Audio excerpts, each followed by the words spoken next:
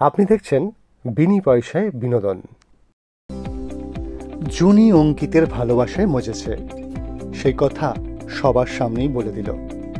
কথা আর এভি দুজনে মিলে যে জুনি আর অঙ্কিতের সম্পর্ক ঠিকঠাক হওয়ার জন্য যতদিন ধরে যে চেষ্টা চালিয়ে যাচ্ছিল তা সার্থক হলো।